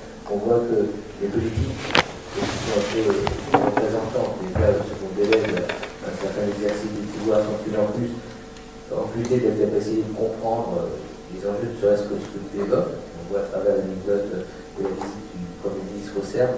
Donc la vraie question, c'est comment décider dans le complexe. Tu as rajouté un élément, à mon avis, de déstabilisation de plus, qui est l'Internet. Tout le monde peut avoir le sentiment d'accéder à un savoir sans savoir exactement quoi en faire et quel est le statut de ce savoir par rapport à un certain nombre de validations, de légitimation, mais aussi dans le savoir médical et dans l'accès à l'information. À un moment donné se pose quand même la responsabilité de décider à la fois pour soi et pour les autres. Donc quel type, et ça a été assez bien évoqué hier aussi par Thierry Manière, quel type de gouvernance et comment exercer encore la liberté critique dans un contexte qui est de plus en plus probable à travers effectivement des informations, puisque et je trouvais que c'était très intéressant, la médiatisation, la réduction à l'instantané de formules, de slogans, de l'information qui prend appel à plus de profondeur et d'argumentation. Tous ces éléments de tous les cas sont contradictoires avec la vie démocratique et on a l'impression que finalement tout ce qui nous base sous une menace, c'est une certaine forme de totalitarisme idéologique. Bon, la question que tu poses, c'est la question la plus difficile et je ne connais pas la réponse à cette question. À ma connaissance, cette question n'a pas de réponse connue. C'est-à-dire, on ne sait pas comment faire pour gouverner l'évolution technologique, au sens où on n'a pas de méthode, de procédure, qui permettrait de dire à l'avance quelle part on donne à la discussion générale, quelle part on donne à l'avis des experts, quelle part on donne à la décision politique. Il faudrait qu'on se mette d'accord sur un protocole, de sorte que ce protocole ayant été respecté, la décision qui en émanera sera acceptée, y compris par ceux qui contestent la décision. Un peu comme pour les élections. On n'est pas tous d'accord avec le résultat du vote, mais on ne le conteste pas parce qu'il a été obtenu selon une méthode sur laquelle on était d'accord. Et c'est l'équivalent de cet accord préalable qu'il faudrait pouvoir définir à propos des technologies. Alors, pourquoi ce n'est pas possible pour l'instant ? La première raison est très profonde, c'est que la science et la technologie ne sont plus enchâssées dans un projet de civilisation. C'est-à-dire, on a quitté l'époque moderne, on est dans la postmodernité, j'y reviendrai dans la deuxième partie de l'exposé. Disait Descartes. Descartes dit il faut être comme maître et possesseur de la nature. Très bien. Mais il faut lire la suite. Pourquoi est-ce qu'il faut être comme maître et possesseur de la nature ? Dit Descartes, pour être libre et heureux. C'est-à-dire la science et la technologie sont des moyens que nous allons utiliser en vue d'une fin transcendante à ces moyens. Le but, c'est le bonheur et la liberté. C'est pas d'avoir de la connaissance et d'être puissant. C'est d'être heureux et libre. Et donc, on a là une situation dans laquelle la science et la technologie sont enchâssées dans un projet de civilisation. Et dès lors que c'est ainsi, toute innovation peut être critiquée ponctuellement, mais elle est le signe concret qu'on est en route vers un futur meilleur. On n'est plus du tout là-dedans. Aujourd'hui, les innovations sont interrogées pour elles-mêmes et non pas à l'aune d'un horizon qu'on aurait configuré à l'avance et qu'elles permettraient d'atteindre. Et donc ça fait que, ça s'est très bien vu dans le débat sur les nanos, dont peut-être vous avez parlé, il y a eu un débat national sur les nanos, qui a duré 6 mois en France, dans toutes les grandes villes universitaires. Comme vous le savez, il a été interrompu par des opposants assez rapidement, donc en fait le débat n'a pas eu lieu. Mais c'était intéressant, en tout cas dans les premières éditions où il y avait un peu de dialogue, de voir que les scientifiques qui étaient à la tribune expliquaient qu'ils essayaient par exemple de faire passer un photon dans un nanotube de carbone. Ils ne voyaient pas en quoi ça allait changer la face du monde. Mais ils percevaient par les réactions du public que cette activité, somme toute très banale, était enchâssée dans un projet métaphysique qui est la révolution de la civilisation. Et le scientifique n'a pas vocation à définir un projet politique, ni même un projet de société. Simplement, la science est mise en porte-à-faux par le fait qu'elle permet des avancées visibles, que tout le monde voit, dont on perçoit qu'elles vont réaliser un futur différent du présent. Simplement, ce futur n'est pas discuté, n'est même pas identifié, peut-être est imprévisible, et donc elle est source d'angoisse par le fait qu'elle nous mène vers un futur que nous n'avons pas désiré, que nous n'avons pas configuré. Je crois que toi et moi, on est de la même génération.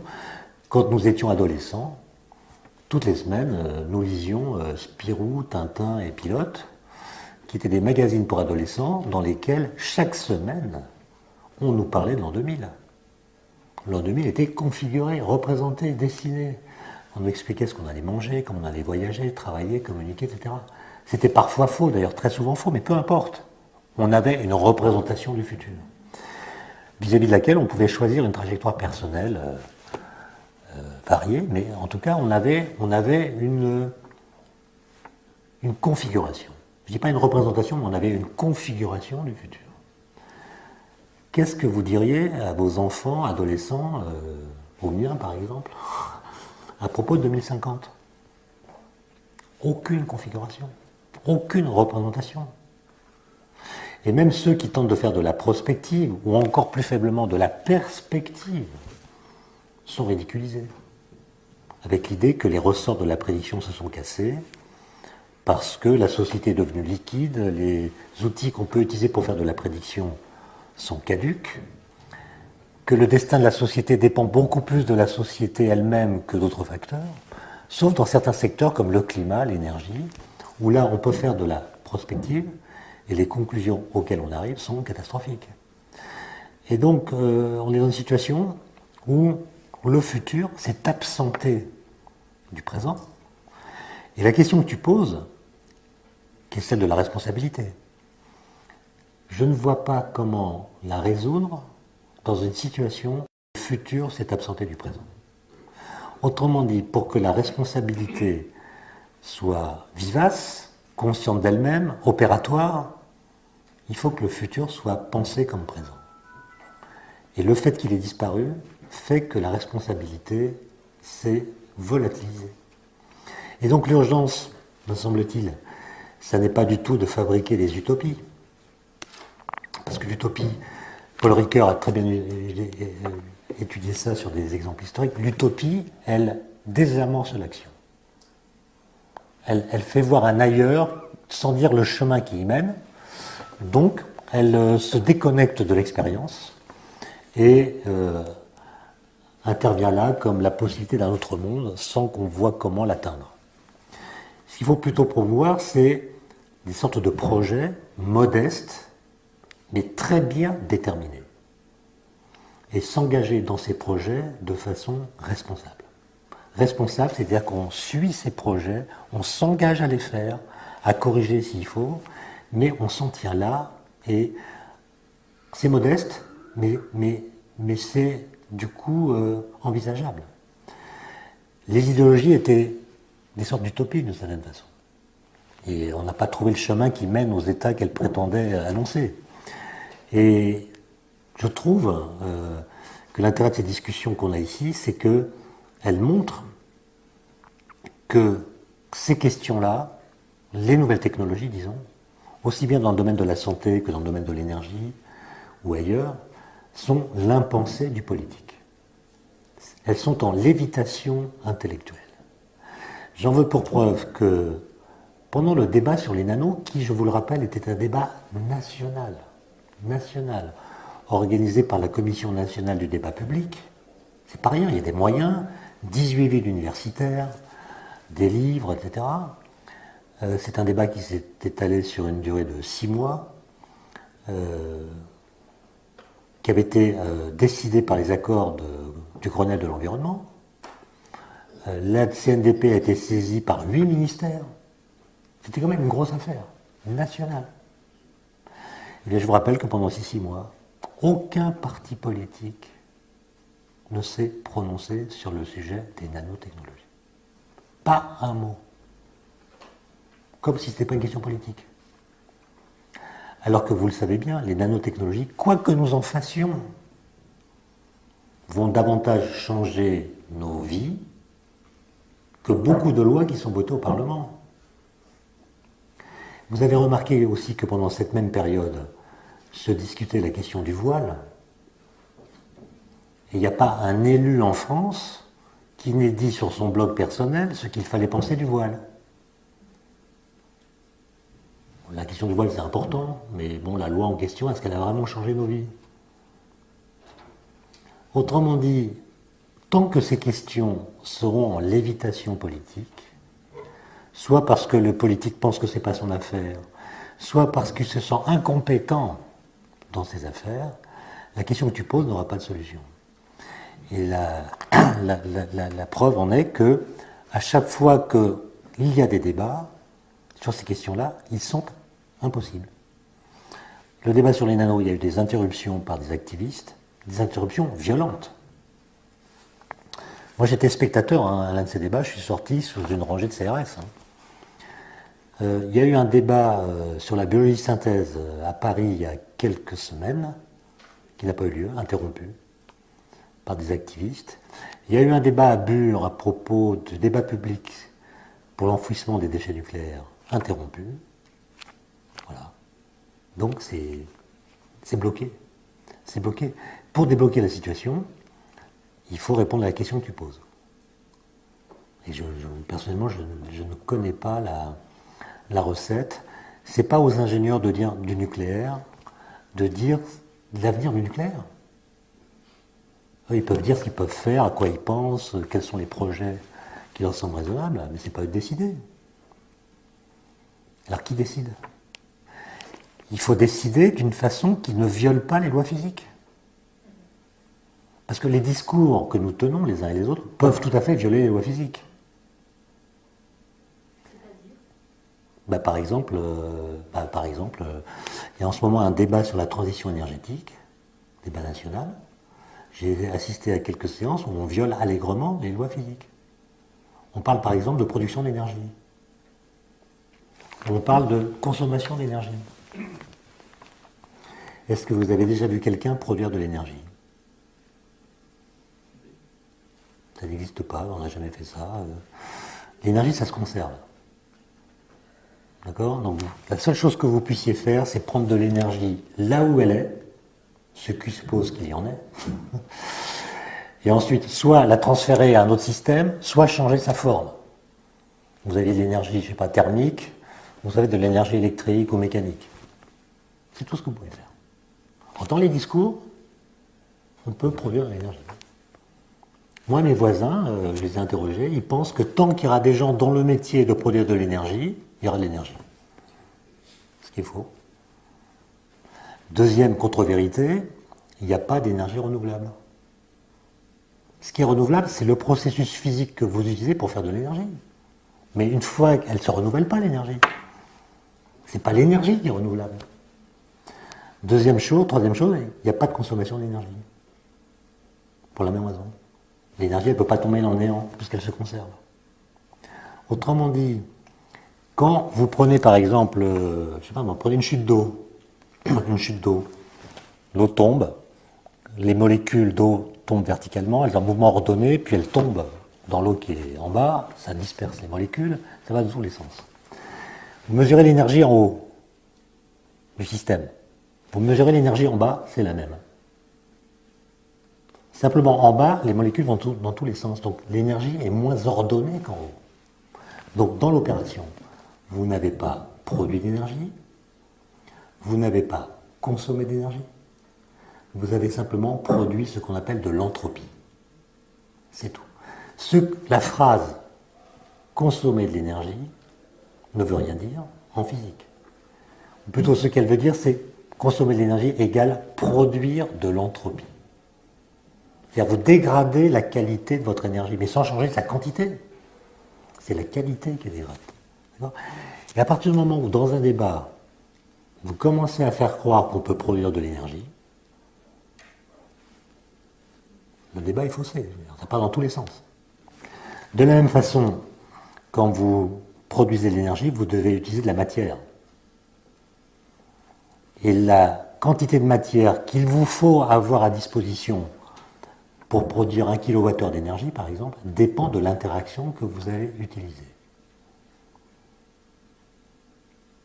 Alors, je vous pose la question, quelle quantité de matière il vous faut pour produire 1 kWh? 1 kWh, c'est une unité d'énergie qui représente l'énergie cinétique d'un camion de 10 tonnes qui roule à 100 à l'heure. C'est aussi l'énergie d'un bon repas. D'ailleurs, votre consommation journalière, c'est 2,4 kWh. C'est 2 repas et demi. Donc 1 kWh, c'est l'énergie d'un bon repas. C'est aussi l'énergie mécanique qu'il faut dépenser pour escalader le Mont Blanc. Et donc la question, c'est quelle quantité de matière il vous faut pour avoir l'équivalent en énergie d'un bon repas? Ben, il y a 4 réponses. Si vous prenez l'interaction gravitationnelle, la chute des corps, c'est quelques dizaines de tonnes. Il faut 10 tonnes d'eau qui tombent de 40 mètres pour faire 1 kWh. Ou bien, si vous prenez l'éolien, qui est une force mécanique, c'est pareil, quelques dizaines de tonnes. Il faut extraire l'énergie cinétique de 20 000 m3 d'air, ça pèse 27 tonnes, à 60 à l'heure pour faire 1 kWh. Donc c'est l'ordre de grandeur, c'est la dizaine de tonnes. Maintenant, si vous prenez l'énergie, la force électromagnétique pour produire ce kilowattheure, la réponse c'est 1 kg. C'est-à-dire un bon repas, c'est 1 kg. Et la digestion, c'est un processus électromagnétique. Si maintenant vous prenez les interactions nucléaires, ça tombe dans le milligramme. Et si vous prenez même l'interaction nucléaire forte pour la fusion, c'est dans le microgramme. Ça, c'est des données, si vous voulez, vous ne pouvez pas jouer avec ça. Or, il y a quand même toutes sortes de discours qui vous font croire que la quantité d'énergie qu'on peut extraire d'une quantité de matière est la même, quelle que soit l'interaction qu'on utilise. Ce qui aboutit à des discours séduisants, mais absolument infaisables.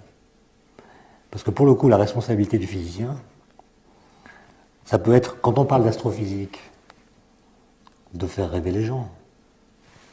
Le fond diffus cosmologique, les galaxies, magnifiques. Mais quand il s'agit d'énergie, il s'agit d'empêcher les gens de rêver. C'est-à-dire de leur dire, voilà, vous n'avez pas le droit de produire aujourd'hui des scénarios qui violent ce que nous savons des lois physiques. Vous n'avez pas le droit d'imaginer que dans les années qui viennent, on va découvrir une nouvelle force, une nouvelle source d'énergie, ou je ne sais quoi. On doit être responsable, c'est-à-dire raisonner à partir de ce que nous savons et de ce que nous pouvons faire. Ce que nous pouvons faire, c'est par exemple améliorer les rendements de conversion. Mais je ne pense pas qu'on va trouver de nouvelles sources d'énergie. Et donc, ça rejoint la question que je traitais au début, c'est que nous devons parler de ces choses d'une façon qui rende justice à ce que nous savons. Et croyez-moi, dans les débats publics, c'est pas du tout ça qui se passe. Tellement de pouvoir qu'elle pouvait remplacer la philosophie, ou même répondre aux questions éthiques, mais qu'elle produit régulièrement des résultats expérimentaux, ou bien des résultats théoriques, qui viennent éclairer, modifier, jamais complètement trancher, mais viennent modifier l'ensemble des réponses philosophiques qu'on peut apporter à une question philosophique. Si vous prenez la question du temps, par exemple, qui pendant très longtemps a été considérée comme une question philosophique, tous les grands philosophes ont produit des systèmes à propos de l'espace et du temps, Aristote, Saint-Augustin, Kant, Husserl, Heidegger et beaucoup d'autres. Mais de temps en temps, il faut bien se demander si les systèmes qui sont ainsi produits à partir de réflexions philosophiques sont cohérents, compatibles ou pas avec la théorie de la relativité d'Einstein, par exemple, qui s'est quand même saisi de la question du temps d'une certaine façon, qui a prouvé son efficacité. Et donc si je compare par exemple ce que la théorie de la relativité m'invite à penser du temps à ce que Kant dit du temps, est-ce que ça se touche? Est-ce qu'on parle de la même chose? Est-ce que ça se contredit? Est-ce que l'efficacité de la relativité oblige à rénover la pensée de Kant? Voilà des questions qui sont vraiment intéressantes. et assez peu traité à la vérité, puisque les physiciens ne s'intéressent pas vraiment aux philosophes, et les philosophes trouvent que la physique c'est trop compliqué. Mais si on faisait ce travail correctement, je pense que l'efficacité de la physique à partir d'une mathématisation du temps inviterait à réinterroger notre façon de penser le temps dans la vie courante et peut-être même à critiquer les expressions langagières que nous utilisons pour le dire. Mais comme ce travail n'est pas fait, on a l'impression qu'on a deux champs complètement séparés. Mais au fond, ils ne le sont pas tant que ça. C'est un effet d'optique.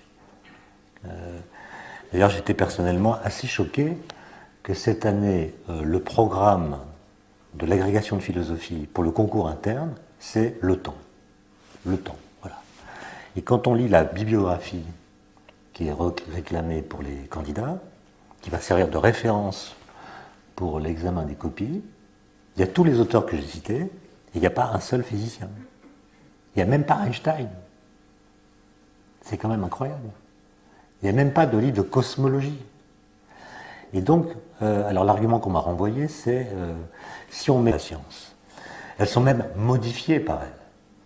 Je veux dire par là qu'un homme qui sait que l'humanité n'est apparue dans l'histoire de l'univers qu'il y a 2 millions d'années, alors que l'univers, lui, a au moins 13,8 milliards d'années, c'est-à-dire que la durée où l'homme a été présent représente 1/6900e seulement de la durée totale de l'univers, c'est que l'univers a passé le plus clair de son temps sans nous. Cet homme-là, qui a cette information qui vient de la science, ne pense pas à son rapport à l'univers de la même façon qu'un autre homme qui pense que l'humanité est apparue en même temps que l'univers il y a 6000 ans et que l'homme est apparu tel qu'il est aujourd'hui. Autrement dit, il y a quand même des résultats scientifiques, des connaissances qui nous déplacent symboliquement et peut-être même ontologiquement, ce qui change évidemment notre façon de penser certaines questions liées aux valeurs. Merci beaucoup. C'est donc, c'est pas une objection, mais c'est juste une nuance que j'apporte à ce principe de Hume que rappelle Einstein. La connaissance n'est pas toujours aussi neutre qu'on le pense à propos de la question des valeurs. Il y a un autre argument, c'est que ce n'est que dans la seconde moitié du XXe siècle qu'on a vraiment pris conscience qu'il existe une ligne de partage entre science et valeurs, ce qui a d'ailleurs modifié notre rapport à la science. On s'est en quelque sorte dégrisé. On ne croit plus que la science pourrait investir et coloniser toutes les sortes de questionnements. Alors, certains de nos contemporains considèrent que ce dégrisement, plutôt chez certains de nos contemporains, ce dégrisement a pris la forme d'un sentiment de déception, qui était peut-être dû à un malentendu ou à un fol espoir. On avait abusivement chargé la science de tâches morales ou politiques qu'elle est en réalité impuissante à remplir. Dès lors, disent ces personnes, si la science se montre incapable de nous fournir les références dont nous avons besoin, si elle éclaire le vrai mais sans pouvoir lui conférer un sens, il n'y a rien d'étonnant à ce que nous relativisions ces conquêtes et déplacions ailleurs le champ de nos espérances. Ce que je viens de vous lire là, c'est un extrait d'un courrier de lecteur qui avait été envoyé au Monde, au journal Le Monde, au moment de la révolte des chercheurs il y a quelques années, qui réclamaient plus de moyens, qui réclamaient qu'on les écoute davantage, etc. Et une lectrice avait écrit cette lettre en disant, ben voilà, si votre science est incapable.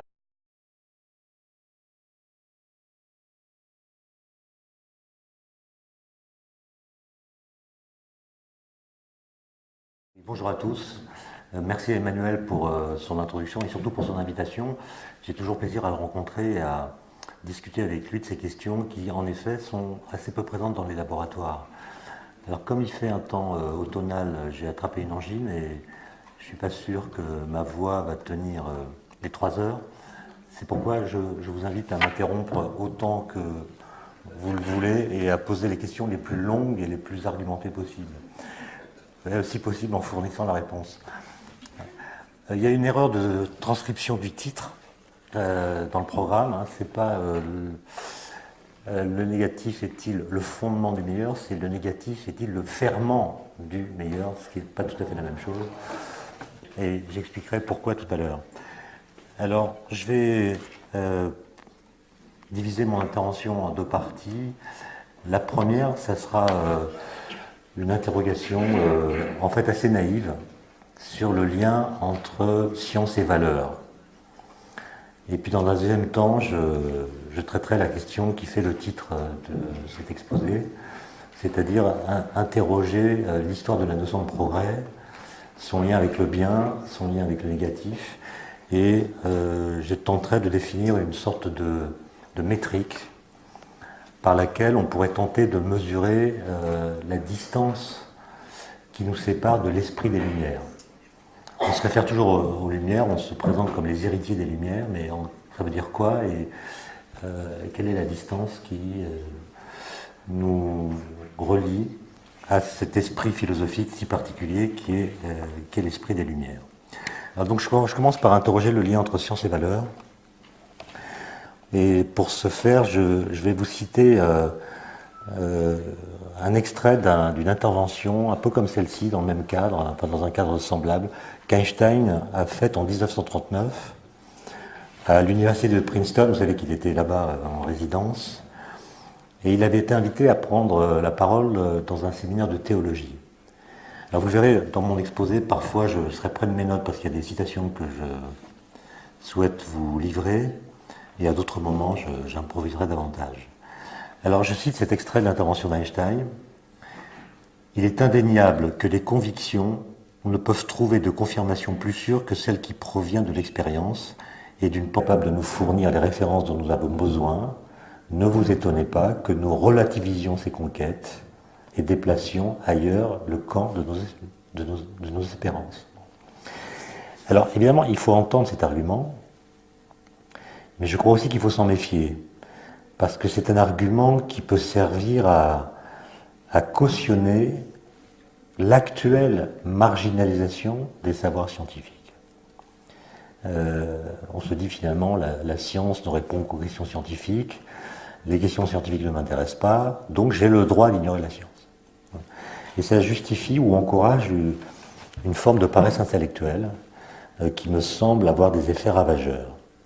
De plus, l'idée selon laquelle la science n'aurait pas de conséquences sur le plan moral n'est vraie que d'un point de vue strictement logique. Et d'ailleurs, c'est le point de vue logique que reprend Einstein dans la citation que j'ai lue tout à l'heure. On ne peut pas déduire une affirmation de type moral à partir d'assertions factuelles. Mais d'un point de vue social, et même d'un point de vue politique ou psychologique, c'est plutôt le contraire qui s'est produit dans l'histoire des idées. Par exemple, au cours des XVIIe et XVIIIe siècles, en Europe, puis un peu partout dans le monde, la science a joué un rôle d'acide dissolvant, qui a dissous progressivement certaines croyances enseignées par les autorités supposées naturelles, qu'il s'agisse du clergé, de la monarchie ou de l'aristocratie. C'est-à-dire que des arguments scientifiques ont défait certains de ces pouvoirs. Et en tout cas, ont ruiné leur légitimité.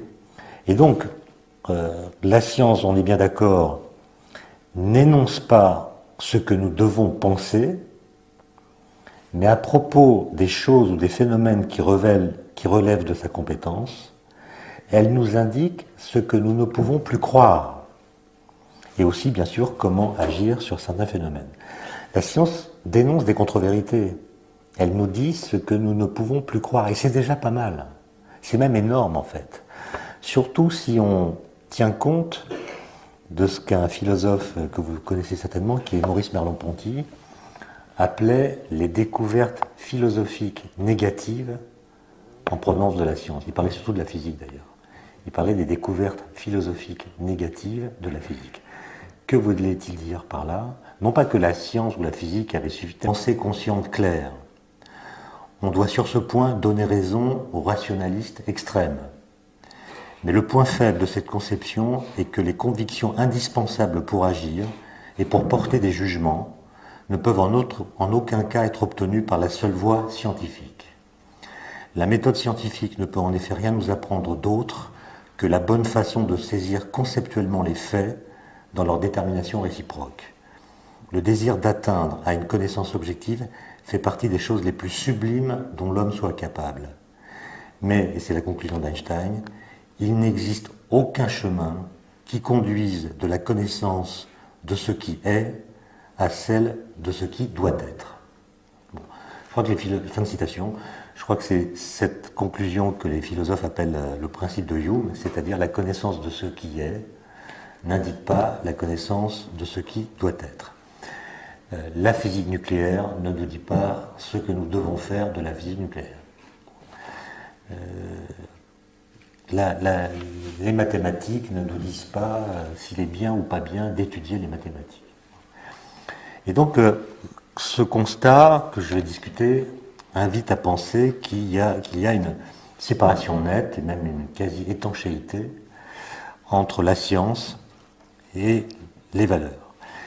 Et ce que veut dire Einstein, en fait, c'est que les sciences ne traitent vraiment bien que des questions scientifiques. Et les questions scientifiques représentent une toute petite partie des questions que nous nous posons. Du coup, l'universel que les sciences mettent au jour, l'universel qui est lui-même discuté, j'y reviendrai, l'universel que les sciences mettent au jour est par essence incomplet. C'est-à-dire que cet universel n'aide guère à trancher les questions qui restent en dehors de leur champ, du champ des sciences. Par exemple, la science, en tout cas au premier ordre, ne permet pas de mieux penser l'amour, la liberté, la justice. Elle ne permet pas de mieux penser les valeurs en général, le sens qu'il convient d'accorder à nos vies, à celles des autres. L'universel que produisent les sciences ne définit pas davantage la vie telle que nous devrions la vivre, ni ne renseigne sur le sens de l'existence humaine, ni ne prescrit ce que nous devons faire de ce que nous savons grâce à elle. De telles questions, les questions liées aux valeurs, sont certainement éclairées par